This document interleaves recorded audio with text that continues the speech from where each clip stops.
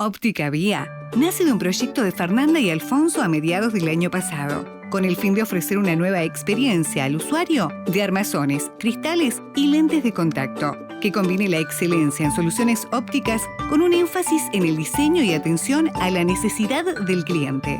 Contamos con garantía de refracción y adaptación de progresivos. Ituzaingó 460, horario continuo de lunes a viernes de 9 a 19 horas, sábados de 9 a 14 horas.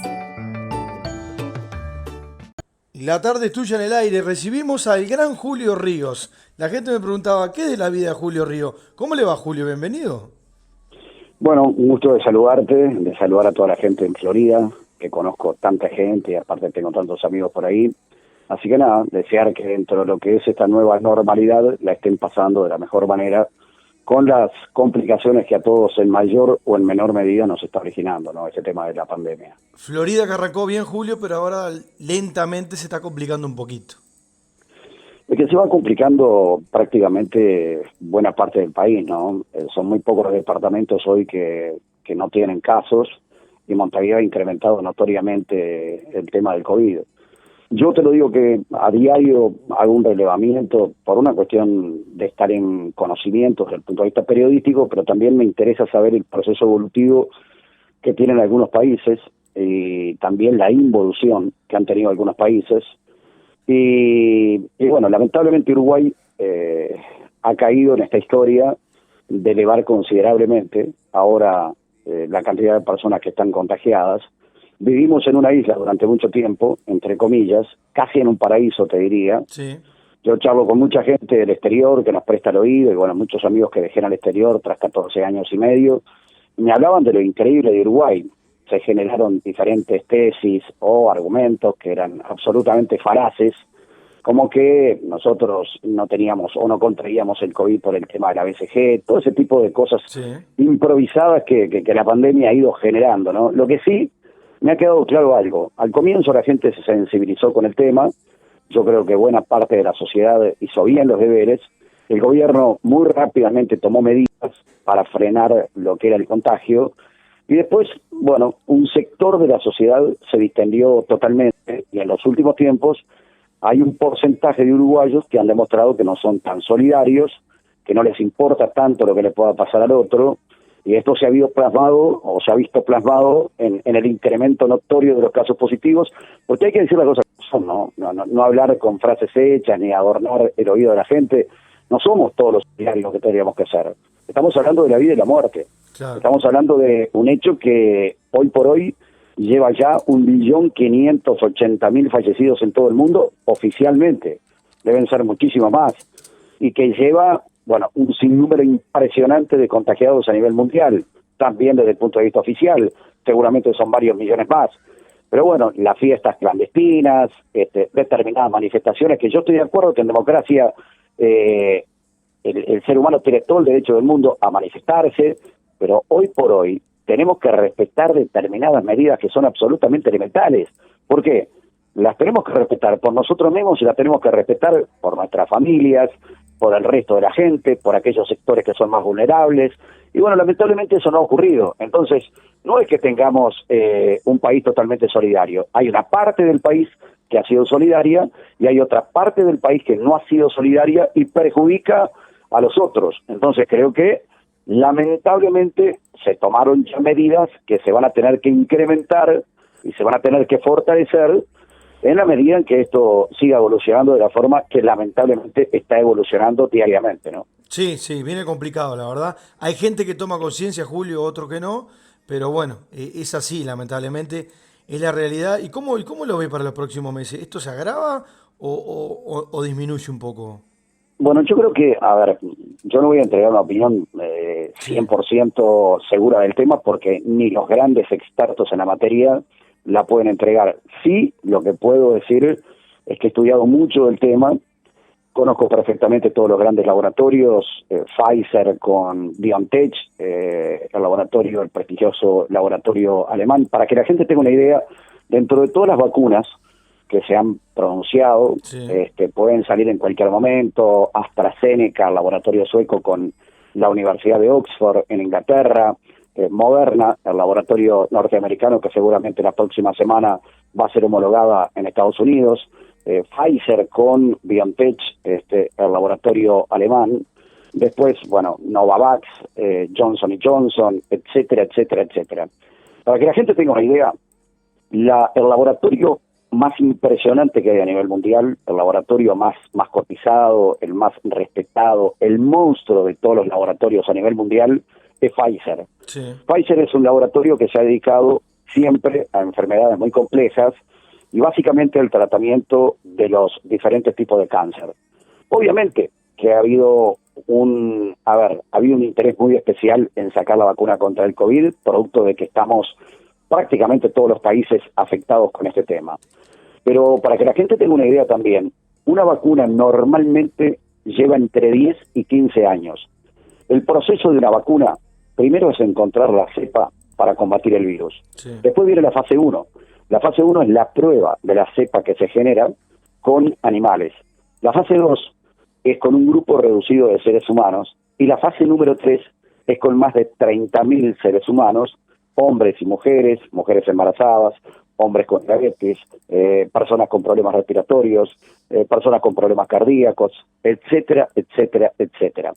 Todo eso lleva normalmente un promedio de entre 10 y 15 años. ¿Por qué? Porque en determinado momento hay daños colaterales, porque la vacuna no puede ser 100% efectiva, entonces hay que retroceder, ver por qué se provocaron esos daños colaterales, si fueron producto de la vacuna, si fueron producto de la patología de la persona. Todo ese tipo de cosas nunca nos enteramos, porque el mundo no ha estado mirando, por ejemplo, cuando se consiguió la vacuna contra el sarampión, por decirte algo. Para que tengas una idea, Sí. la vacuna que se le da a los niños contra la diarrea y una serie de cosas más, demoró 27 años. Yo soy consciente que hoy hay un adelanto tecnológico que antes no existía. Claro, sí. Soy consciente que se han afectado miles de millones de dólares por parte de los gobiernos para acelerar los procesos y que las vacunas lleguen cuanto antes. Soy consciente que todos los grandes cerebros a nivel mundial también están afectados al tema, por lo cual interpreto que los plazos se pueden acortar. Ahora, por una cuestión de sentido común, creo que en la vida el sentido común aplicándolo nos permite opinar de determinadas cosas. Por supuesto que uno tiene que tener la información adecuada y una serie de cosas más. No se puede venir de entre 10 y 15 años a un año. Claro. Por ejemplo, Pfizer, que te reitero, es el laboratorio que a mí mayor confianza me da. No me da confianza la vacuna rusa, y esto no es un tema político ni mucho menos. Lo han dicho algunos expertos infectólogos rusos, que no es seria la vacuna rusa. Fíjate que Rusia está viviendo hoy un rebrote ciertamente importante, con un promedio de 470 muertos diarios, habiendo atravesado ya los 42.000 muertos oficiales. Entonces, ¿qué es lo que te quiero decir con esto? Para mí, nos llevamos todo el 2021, esta parte del mundo, sin ningún tipo de dudas. ¿Por qué? Porque primero, ahora se homologó en Inglaterra la vacuna de Pfizer con BioNTech, laboratorio alemán. Pero comenzó a vacunarse a los sectores más vulnerables, a las personas más veteranas, a la gente que está trabajando en el tema de la salud. Una vacuna, para que tengas una idea, de Pfizer aproximadamente va a costar entre 35 y 37 dólares cada una, y se tienen que dar 2, concretamente. Entonces, ¿qué es lo que va a pasar en determinado momento? Y va a pasar que aún estos grandes laboratorios con extraordinarios profesionales y una serie de cosas más van a entregar una vacuna que en determinadas personas va a tener consecuencias colaterales. Entonces, se va a tener que investigar si eso realmente lo produjo la vacuna o no lo produjo la vacuna. Todo eso que antes se hacía como una prueba durante años, ahora se va a tener que hacer sobre la marcha, con la mirada del mundo entero hacia las diferentes situaciones que se vayan verificando. Y después hay otras vacunas que a mí, sinceramente, no me generan la más mínima confianza. Es más, te lo confieso con total honestidad, más allá del respeto que tengo por Pfizer, y he leído muchísimo sobre Pfizer, por ejemplo, yo no soy de las personas que se va a dar la vacuna en un comienzo. No. Entonces, primero, obviamente, va a llegar a un grupo de personas. Después, va a llegar a un grupo más amplio de personas. Yo creo que lo que va a pasar es que las primeras vacunas van a tener muchas defecciones, Sí. después van a venir vacunas mejoradas. Voy a establecer un paralelismo para que la gente lo interprete. Cuando uno establece un paralelismo con algo o quiere graficar algo, lo hace muchas veces hasta por el ridículo, pero eso reafirma lo que uno pretende de alguna manera trasladar al otro.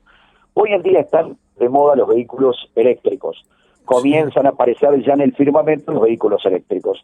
La empresa líder en vehículos eléctricos se llama Tesla. Es una empresa norteamericana que tiene un gran líder como Elon Musk, un tipo de avanzada que es el primer tipo que mandó cohetes al espacio de manera privada. Es un tipo con una mente absolutamente privilegiada, nacido en Sudáfrica, hijo de madre canadiense y padre sudafricano. Con 12 años se fue a vivir a Canadá, a los 12 años le vendió un software a una empresa, a los 12 años, imagínate, a los 31 años el tipo era multimillonario, creó la empresa PayPal, que es el pago por internet, cuando eso prácticamente no existía a nivel mundial, la terminó vendiendo en su momento en $1.300 millones. Es un tipo con una mente privilegiada y bueno, ha creado los autos eléctricos y en el tema de los autos eléctricos es un tipo de avanzada total y absoluta, está despegado del resto de las compañías. Sin embargo, a un Tesla se le voló el techo hace poco tiempo atrás en una autopista y tuvo que retirar del mercado chino 30.000 autos porque tenían problemas en la suspensión. ¿Qué te quiero decir con esto? Que aún teniendo los cerebros más grandes, trabajando con él, siendo un tipo de una capacidad brutal de liderazgo, con una inteligencia fuera de lo común, aún así, como está incursionando recién en algo que es innovador y que para el 2030 y mitad de la década del 2030, del 35 por ahí aproximadamente, la mayoría de los autos a nivel mundial van a ser todos eléctricos. Sí. Hoy el país que te diría tiene mayor cantidad de autos eléctricos en función de la población que tiene es Noruega, que es un país de avanzada absolutamente en todo, y después China, que está abriendo el mercado de los autos eléctricos de una manera exponencial hoy por hoy. Entonces, cuando vos estás incursionando recién en algo que es absolutamente innovador, evidentemente vas a tener marchas, contramarchas, errores y corrección de los errores para ir a los aciertos. Bueno, eso va a pasar con la vacuna, no tenga la más mínima duda. Y aparte lo otro, hay un país que yo sigo mucho, Polonia. Polonia antes del verano tenía, para que tengas una idea, 1.800 muertos y tenía unos 4.000 positivos. Sí. Los polacos, que tienen la costumbre de irse a España en el verano, se fueron a España. España abrió el grifo. ¿Por qué abrió el grifo? Porque necesitaban recaudar, claro, porque el 25% del Producto Bruto interno de España está basado en el turismo. Bueno, entonces abrieron los hoteles, los restaurantes y una serie de cosas. ¿Qué terminó ocurriendo? Un rebrote escandaloso de España, absolutamente escandaloso, que hoy ya alcanza los 50 y pico de mil muertos, cuando tras la primera ola tenía 28.000, y los polacos pasaron de 2.000 a 20.000 muertos y a 450.000 positivos activos hoy por hoy. Italia, durante el verano no le daban bolilla a los italianos al tema del COVID. Italia llegó ahora a los 60.000 muertos y fíjate que tenía 31 tras la primera ola y tenía 12.000 positivos activos cuando terminó la primera ola. Hoy tienen 780.000 activos en este momento. Los tipos no usaban tapabocas. Bueno, ¿qué es lo que te quiero decir? Vos abrís el grifo de este lado, yo lo dije una tarde, y bueno, el presidente se ve que coincidió, o pensamos algo similar, que creo que lo puede pensar cualquier persona que tenga un poco de sentido común. A mayor cantidad de casos de COVID, menos laburo. ¿Por qué? Porque cuando hay más casos de COVID, tenés que cerrar determinadas cosas y lamentablemente hay gente que se queda sin laburo. Entonces, bueno, en la medida en que esto siga de la forma en que está sucediendo, con 300 casos o más por día, las medidas que se tomaron hasta el 18 de diciembre no solamente se van a mantener, sino lamentablemente van a recrudecer, porque hay un sector de la población que no interpreta, no se autorregula, no se autocontrola. Entonces, en los países del primer mundo, cuando vos no te autocontrolás, tenés que pagar multas muy caras, a veces lo pagás con la cárcel. Toman medidas muy fuertes en los países del primer mundo. ¿Por qué? Porque son muy pocas las personas que se pueden autorregular. Entonces, el tema es muy claro. Aquí el gobierno, en determinado momento, y va a tener que abandonar la postura de ser contemplativo con todos, porque el Uruguay, lamentablemente, en su totalidad, ha demostrado de que no es solidario. A veces hay un sector, sí, de la población que es muy solidaria, responsable, y una serie de cosas más. Y después hay otros que les importa un pito el tema, que no tienen la más mínima solidaridad, que no tienen la más mínima responsabilidad. Y bueno, se van a tener que tomar medidas para que esa gente pague, porque le está haciendo un gran mal al resto de la población. Vos que sos un tipo autocrítico y muy crítico, ¿cómo la ves? ¿Cómo lo ha manejado el gobierno el tema? Mira, el gobierno lo manejó muy bien, muy bien. Yo creo que yo me acuerdo que el 13 de marzo, Sí. yo estaba haciendo la voz del fútbol y comencé a debatir con mis compañeros y yo les decía, mañana no puede haber fútbol. Porque yo venía siguiendo el tema, un tema que arrancó en China, y los chinos siguen con 4.634 muertes desde hace 7 meses. Yo no le creo nada a los chinos, sinceramente. Sí. Es la primera economía del mundo que se recuperó. Ahora está todo el mundo en una crisis brutal, Sí. y los chinos se recuperaron. Tú me preguntas, ¿qué, como por arte de magia, se recuperaron? ¿Qué tienen? ¿Una vacuna que no se la quieren dar a ninguna parte, a Claro. ningún sector del mundo? ¿Qué fue lo que pasó en China? Porque el sentido común te dice, si de acá partió esto que hoy el mundo entero está padeciendo, y este país de donde partió ya se vida normal, y arriba la economía se restableció, recuperaron el poder de las grandes empresas y una serie de cosas más, algo raro hay. No hay que ser un erudito en la materia. El gobierno uruguayo, yo me acuerdo aquel día 13 de marzo, yo debatía con mis compañeros y decía, no puede haber fútbol mañana. Y yo creo que mis compañeros, que son muy capaces, que los respeto profundamente porque hace muchos años que trabajamos juntos, Sí. no me preguntes por qué, pero por no seguir tanto el tema a nivel internacional no la vieron. Y decían, no, ¿cómo vamos a dejar de jugar al fútbol mañana? Olvídate, que pin, que pum, que pan. Es más, llamé a un integrante del Ejecutivo en ese momento y me dijo más o menos lo mismo. Una hora después de terminar nuestro programa, el presidente de la República tomó la decisión de que no hubiese fútbol y muy rápidamente, terminó adoptando decisiones que no son fáciles No para son. ningún gobernante, de cerrar los shopping, de no hacer una cuarentena obligatoria, de apelar a la responsabilidad de la gente, de apelar al autocontrol de la gente. En aquel momento yo creo que la mayor parte de la sociedad uruguaya se sensibilizó con el tema, Sí. hasta sintió un cierto temor por el tema, y después vino un afloje.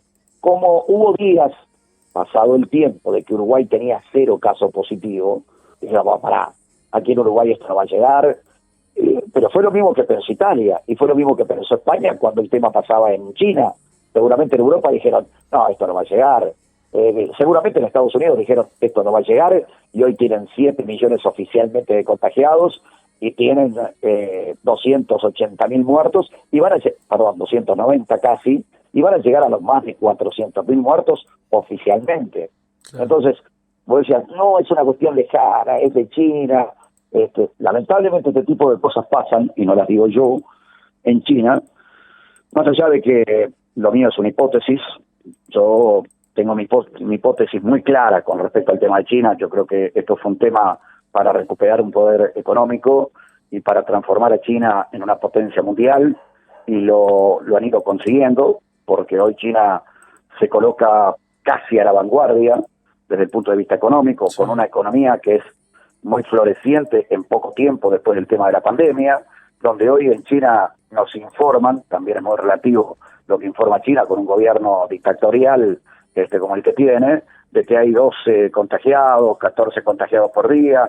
A mí en un país de 1.000 millones de habitantes que me digan se contagiaron 12, me suena rarísimo, Sí, y me suena raro que desde hace 7 meses China tenga 4.634 muertos y no se mueve la aguja de ahí. O sea, la verdad que... Entonces, pero viniendo otra vez a tu pregunta, creo que el gobierno tomó muy rápidamente las medidas, y fue por un camino que no es el que tomaron otros gobiernos, como por ejemplo el argentino, que tomó la decisión de una cuarentena obligatoria. Cuando el gobierno argentino tomó la decisión de la cuarentena obligatoria, tomó en primer caso o en primer término la medida más drástica que tenías. Entonces vos te quedás sin una carta, porque cuando vos tomás en el comienzo la medida más drástica de todas, después no tenés otra carta con la cual jugar. Claro. O sea, desde el momento en que vos estableces, aquí hay una cuarentena obligatoria, y lo que te queda después es abrir el grifo y decir, bueno, muchachos, no sé, ya llevamos 100 y pico de días de la cuarentena obligatoria, y bueno, y salgan a laburar, y el que se contagie, se contagie. Esto me hace acordar a lo que en determinado momento dijo Trump, pero lo hizo casi caricaturizando el tema, y lo que hizo Bolsonaro, que también trasladó mal el mensaje, pero en definitiva es lo que piensan muchos gobiernos hoy por hoy, y los que tengan que contagiar, que se contagien, pero no podemos seguir trancando el tema de la economía, porque si no la gente se va a morir. Si no se muere de COVID, se va a morir de angustia, se va a morir porque no tiene que comer, se va a morir de soledad, no sé, no me preguntes, porque el confinamiento también trae muchas cosas complicadas. Eso te iba a decir, Fíjate Julio, que, hay mucha gente pasándola mal. pero muchísima gente pasándola mal. Pero para que tengas una idea, por ejemplo, uno de los países para mí más perfectos del mundo es Inglaterra. Yo siempre digo lo mismo, ¿no? Los ingleses, no hay como los ingleses porque han colonizado por todas partes del mundo y se llevaron todo lo mejor de los diferentes países. Lo único que no se pudieron llevar los ingleses fue el sol. Si se hubiesen llevado el sol, era la perfección. Yo tuve la oportunidad de estar en el 2012 49 días en Inglaterra durante los Juegos Olímpicos y vivir tal vez la mayor experiencia, la más linda, la más disfrutable, que es haber vivido en los Juegos Olímpicos. Para mí muy superior a lo que es un Mundial de Fútbol. Sí, ¿no? Muy superior. Sí, muy superior. Pero notoriamente superior, y mucho más en un país como Inglaterra. Sin embargo, ese país perfecto, donde vos caminás por Londres y quedás impactado, vas a Manchester, quedás impactado, vas a Edimburgo, en Escocia, que está dentro de todo el Reino Unido ahí, y la verdad quedás de boca abierta. Bueno, ese país, Londres particularmente, tiene la tasa de suicidios más alta del mundo. ¿Sabes por qué? Porque la soledad, porque la falta de sol, porque la falta de diálogo, porque el andar al palo todo el día origina que la gente tenga mucha soledad. Y la soledad es para algunos una excelente compañera y es para otros una muy mala compañera. Hay una frase que dice, no hay peor soledad que la soledad que te genera la persona que está a tu lado. Esa también es una frase interesante. Cuando estando acompañado te sentís absolutamente solo. Bueno, quiero decirte que la otra vez hacía una nota yo en Las Voces del Fútbol con una experta en suicidios aquí en nuestro país. Este es un tema del cual no se habla en Uruguay. Es un tema tabú, el tema del suicidio. Cierto. Pero vos sabías, por ejemplo, que Uruguay es el segundo país en Latinoamérica detrás de Cuba con más cantidad de suicidios. ¿Sabías que desde la crisis del año 2002 Uruguay tiene un promedio de 700 suicidios por año? ¿Sabías que durante el año 2019 Uruguay tuvo 735 suicidios, 12 de los cuales fueron menores de 10 años? Es mucho. ¿Y sabías, por ejemplo, que dentro de esos 735, 168 fueron mujeres, el resto fueron hombres, y esos niños que yo te manifesté anteriormente? Pero ahí hay una contradicción, o hay una cosa extraña. Las mujeres son las que más intentan suicidarse y no lo logran. Sin embargo, el porcentaje de hombres que se suicidan es mucho mayor que el de las mujeres. Mira. Y este es un tema que por ahí no se habla en los medios de comunicación. En su momento se hablaba de que estaba impedido de que los medios de comunicación hablaran del suicidio. Bueno, yo hablé durante una hora del suicidio, y aparte esta persona que era experta me dice, Julio, se tiene que visibilizar el suicidio. ¿Por qué? Porque de la misma forma que se hace una campaña contra la violencia doméstica, de la misma forma que se hace una campaña contra el alcohol cuando uno conduce, también está bueno que la gente interprete cuáles pueden ser los síntomas de una persona que se está por suicidar, para poder hacer algo en torno al tema, porque hay determinados mensajes que normalmente el suicida va volcando previo a tomar esa determinación. Entonces no se habla del tema, es un tema tabú. No me preguntes, es un poco como el tema de la muerte, que todo el mundo sabe que le va a ocurrir, pero que todo el mundo le saca la cola a la jeringa y no quiere hablar del tema. Bueno, este tema del suicidio es algo bastante parecido. Es cierto. Pero en conclusión, yo creo que el gobierno tomó medidas muy acertadas. Lo que el gobierno puede hacer es andar detrás de cada persona para decirle, no me hagas una fiesta clandestina, hermano, que me estás embromando. No puedes hacerte una fiesta clandestina. O sea, si yo tengo 2 hijos y mis hijos van a una fiesta, por más que uno tiene 21 y la otra tiene 25, le voy a decir, no corre más esta historia. Claro. Aquí no, bajo estos parámetros, y mientras vivas en mi casa, no. porque tenés que tener un grado de concientización en el tema, tenés que tener un poco de respeto, no solamente por vos, también por los demás. Después, la historia de las manifestaciones, sin el distanciamiento adecuado y una serie de cosas más. Entonces, manifestarte sí cuando las circunstancias lo permiten, cuando estamos bajo una situación de normalidad. Ahora, bajo esta situación actual, no, macho, el tema no es de esta manera, es de otra forma. ¿Por qué? Y porque hay mucha gente sin laburar, porque hay mucha gente a la cual le cambió la vida del día para la mañana. O sea, de la noche para la mañana le cambió la vida totalmente. Y te cuento un caso que conozco muy de cerca. Sí. Piloto de avión, un tipo muy capaz, trabajaba en una aerolínea omaní. O sea, hoy se bajaba en Londres, mañana se bajaba en Madrid, pasado se bajaba en Ámsterdam, traspasado en Orly, en Francia. El tipo se quedó sin laburo. Se tuvo que venir con su familia para Uruguay. ¿Y dónde agarra laburo ahora?